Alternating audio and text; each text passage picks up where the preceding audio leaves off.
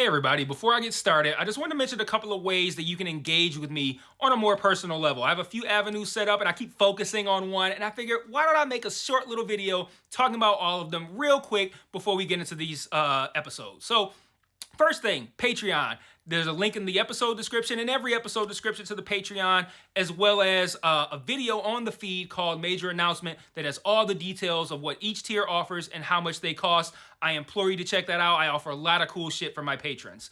Second thing, the Discord channel. There's also a Discord link in the episode description and in every episode description.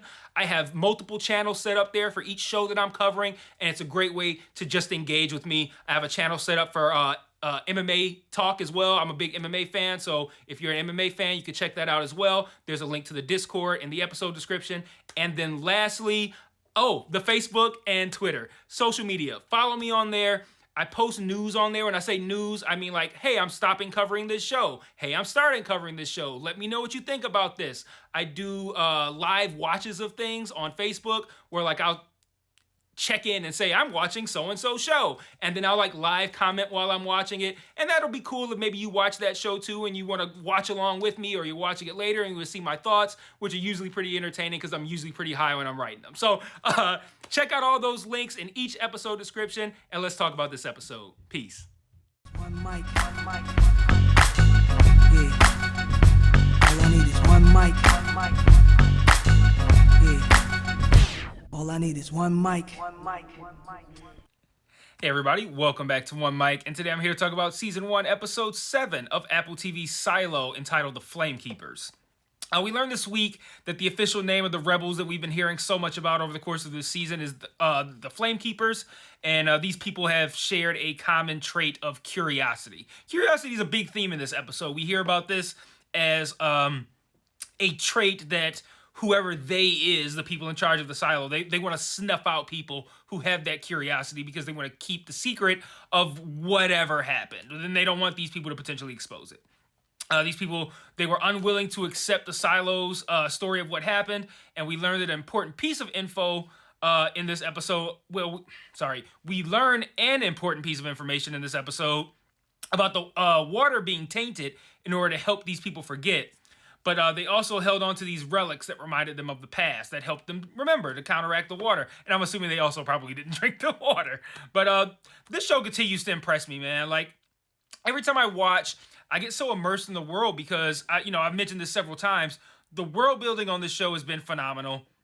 I still don't think I speak highly enough of the writing, though. Like, the way this show continues to kind of reel me in every week, like, they give me this drip feed of answers, which is enough to keep me satisfied, but they also continue to expand the world, and not just expand the world, but expand the possibilities of the world and the mystery, and it's just been really effective. It's like it's reeling me in, but it's like I don't really see the shore in sight. It's reeling me in, but I'm just like, there's just gonna be more and more reeling, and that's really compelling to feel like as this show expands and as this world expands, it's just gonna continue to do so and continue to be more interesting. And like, that's really motivating for me as a viewer. Like, it feels like I'm only getting like 1% of the show, and that Silo Season 4 is gonna be something completely fucking unrecognizable from what we're watching right now, and that's kind of cool. This episode continued to prove that this show doesn't really waste any scenes. I love how it filled in the blanks between both the present day with the current operating of the silo, as well as the silo's past, regarding the rebellion and the Flamekeepers and the attempts to snuff those people out. And I think the highest praise that I can probably give this show, or it's not the highest praise, but it's one of the highest forms of praise that I can give to a show, is that every week I can't wait to watch it, and every week it doesn't disappoint me. I don't walk away going like, oh, well, that episode was just okay. I walk away like, well, that was fun, learned a lot, I had a good time with it. But let's get to talking about this episode, and I guess a good place to start would be, like I mentioned, with filling in the blanks. Let's start with the blanks that we learned with the past. And right off the bat, early in this episode, we learned who the mysterious man in charge of the cameras is. And just like I said last week, it is in fact just simply Sims, and the room is connected to the janitor's closet, just like I said with that as well. Just with no sort of lift. I said there'd be an elevator, maybe there'd be an elevator or something. There's no lift or anything like that. He just walks down what looked to be like 8 stairs or something, and then he's in this control room. But I proposed last week that this show might be getting cliffhanger emotions out of us at the end of an episode, only to deliver a very simple and non-surprising answer at the start of the next one. And that's exactly what happened here. If you remember, after episode 1, I came on here and made a big deal out of how it ended with Juliet being at the end of that rope, dangling just above that water. It's completely pitch black. No one knows this place even exists, let alone that she's there. And I'm like, holy shit, she's in a bad situation. Unless she just simply has the upper body strength to climb back up. And then episode 2 started. That's exactly what happened. So I'm saying all of this because I feel like we ended this episode with like with kind of like cliffhanger emotion. Like, she's like, she discovers the hard drive, which, spoiler alert for the end of the video. I mentioned that she finds the hard drive, but she finds the hard drive and Gloria's like, you got to get out of here.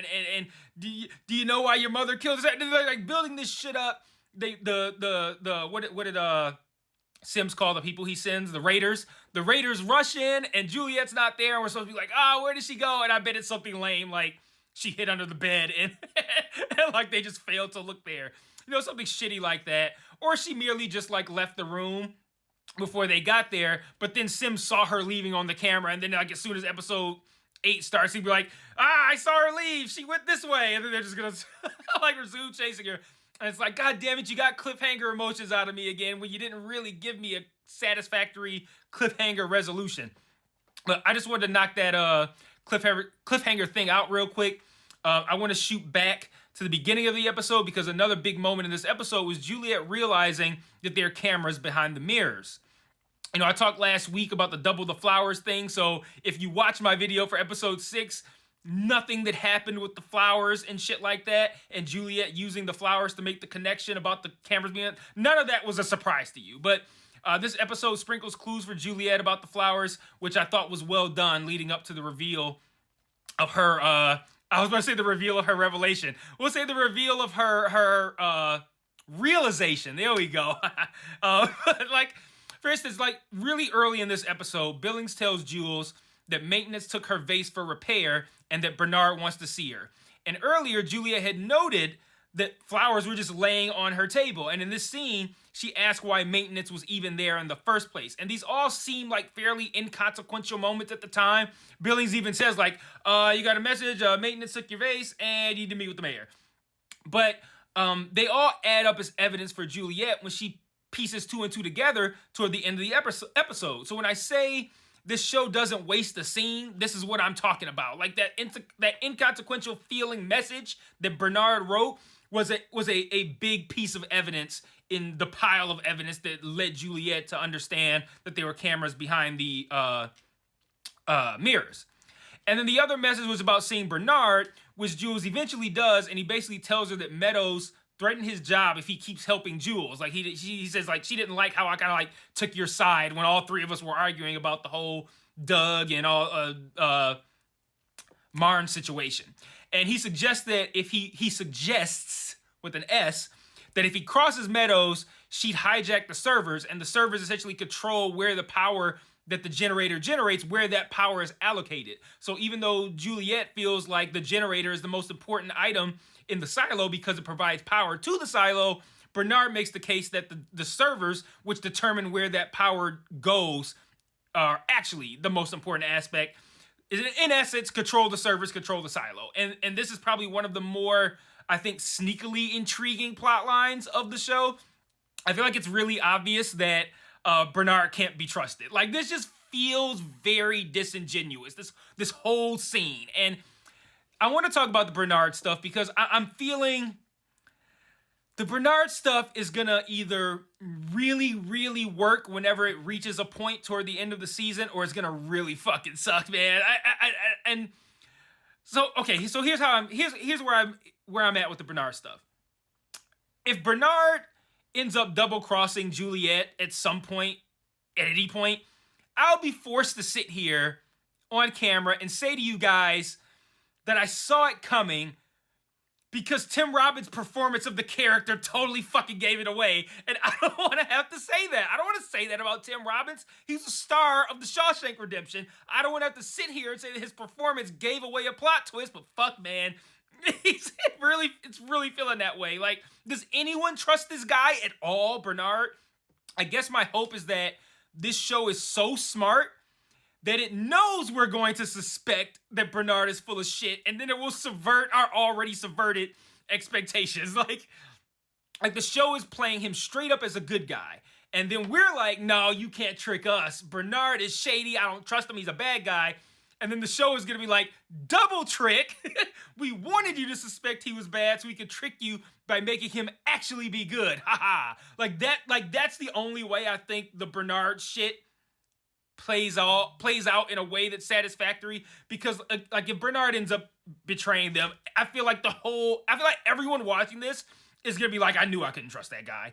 So I don't know. I'd rather it be the double trickery, the subversion of the subverted expectations. I'd rather that happen than Bernard secretly being behind and in charge of everything, and he's just manipulating Juliet this whole time. Because if that's the case, Tim Robbins is totally giving it away in his performance, and I don't want that to be my reality. I don't want to live. I don't want to say I don't want to live. I don't want my reality to be a world in which Tim Robbins gave away a plot twist with his performance. I don't want it. I don't want that to happen.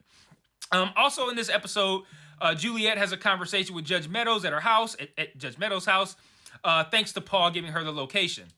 So Juliet is told by Judge Meadows' receptionist that she's out with a cold. And when Juliet arrives at Judge Meadows' house, she does appear to be sick. Now, you guys help me out with this one.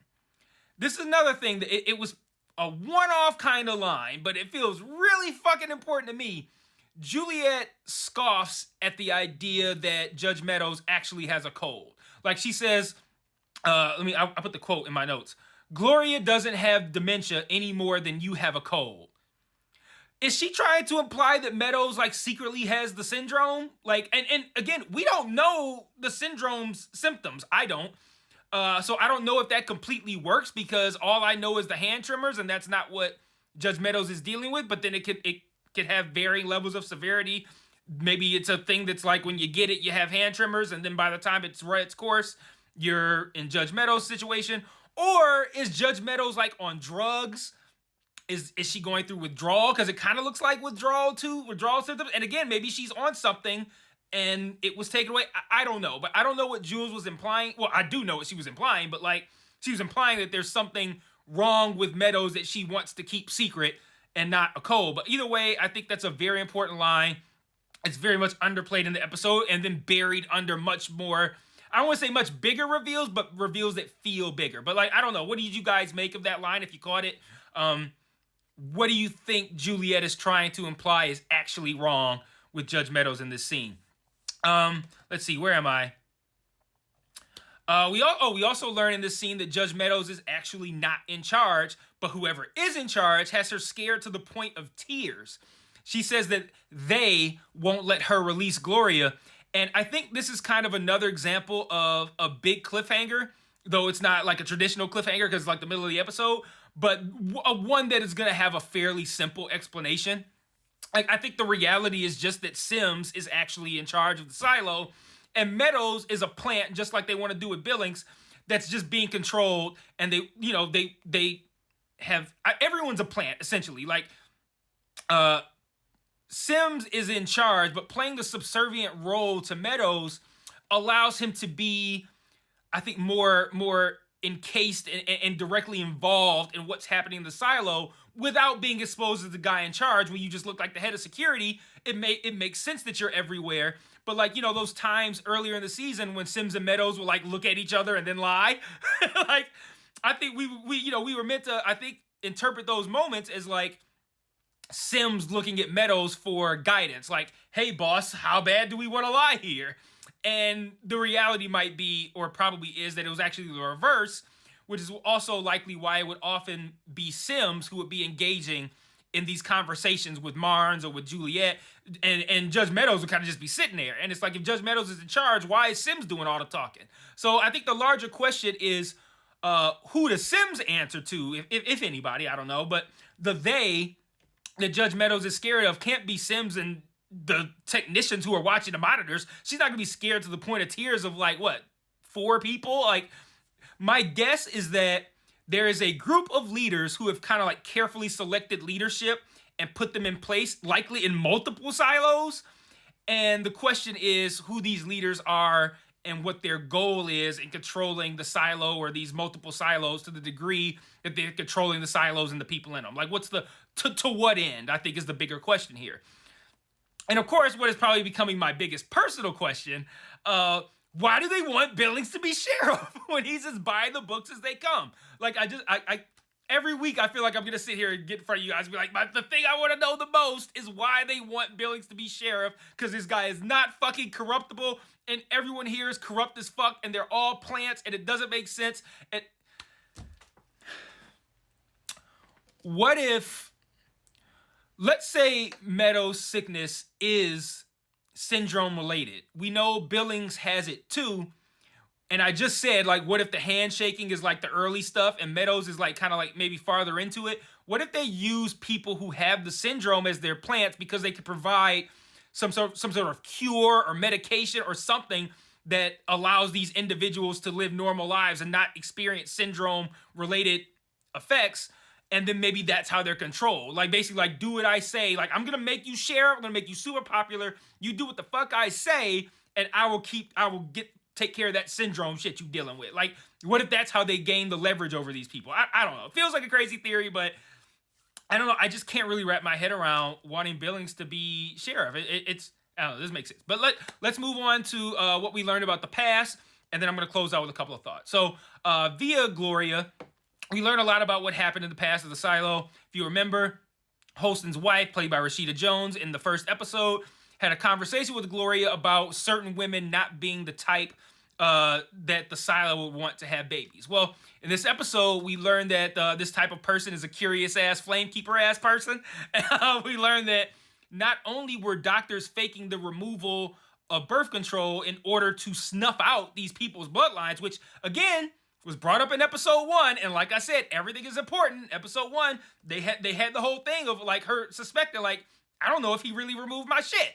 So anyway, but not only did we learn that, but we also learned that Juliet's father has been a participant in this this birth control scam this whole time. But before we get any information out of Gloria, we had to get her lucid. And Juliet learns in a brief moment of lucidity from Gloria early in the episode that there are things that the silo doesn't want known or talked about. So she wants to take Gloria out of the hospital so that she can have her meds wear off and have a real conversation with a lucid person that very clearly has very pertinent fucking information. She then learns that by order of Judge Meadows, Gloria is not to be taken off of those drugs and not to be taken out of that location. That in essence, Meadows has locked this woman up and drugged her into silence, which is what led to the conversation between Jules and Meadows that I talked about in the personal section that took place at Meadows' house. But after Jules' father breaks Gloria out of her room, he then takes her to the nursery where she has a chat with Juliet. And this is where we learn what I said about the birth control scam. We learned that in this scene. And we learn about her father's involvement as well. And then we also learned that Jules' mother, Hannah, while she was not a Flamekeeper, they kind of looked at her as an honorary member due to sharing that same curiosity, big theme in this episode. We also learned that Hannah was cool with George's mom, Anne. So now we know the 3 names in the book. In the travel guide, it said Gloria, Anne, George. We now know Gloria. Anne is George's mother, and then George. And then at the end of the episode, we learned that Holston hid the hard drive in Gloria's vent in the same manner he hid George's file in the sheriff's apartment vent. So, like I said, great episode. Tons of information. Things that felt big that were portrayed as small. I feel like there's big reveals that are being painted as small, that are being hidden under reveals that are being painted as big. Like, I feel like there's so much shit going on, and this is a show that just implores you to pay attention. It implores you to remember shit. Watch the fucking previously on. It's gonna have shit that's important. Don't skip that when it comes up on there. All that good stuff, man. So, great episode. I'm gonna close out with a couple of thoughts, and then I will see you guys next week for episode 8. So, if I had one complaint about this episode, I thought the whole something's happening on level 26 and the sheriff isn't answering her radio. I thought that whole thing just ending up being a big fight between everybody because they're scared, like a big bar fight. I found that to be a pretty underwhelming moment. Like, I get the point was more so the fallout from it, like how Billings had to cover for Juliet, and then this led into him I'm sorry, this led into her telling him the truth about George and how the other killings she feels are connected to it. And I just wish they'd gotten us there in a more interesting way. That's all. I just feel like, oh, there was a bar fight because motherfuckers was pissed. And I'm like, okay, well, that's underwhelming. I'm also actually becoming not a lot, but less interested in Lucas. Whereas I found Lucas to be really interesting when he was first introduced. I just think the situation between Lucas and Juliet is the only aspect of the show that might actually be poorly paced.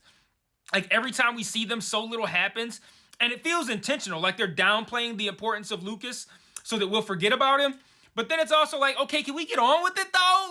Like what is his significance? Like last week, it was like, oh, Lucas Lucas has learned about constellations. They don't know what it is, but we know it's constellations.